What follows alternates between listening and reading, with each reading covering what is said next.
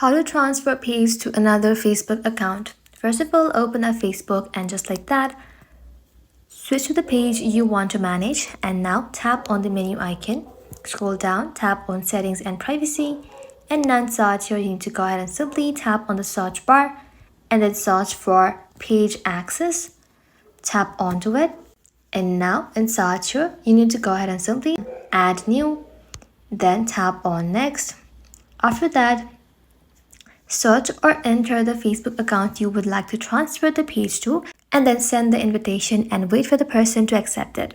Once they have accepted it, you can simply return to the page access and make sure new account has Facebook access with full control. This gives them the complete administrative control over this page.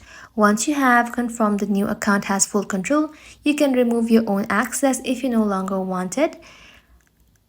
But keep in mind that you should only remove yourself after verifying a new account has full control, otherwise you could lose the access to your page. That's it. Thank you all for watching. If this video was helpful, consider subscribing to our channel and liking this video.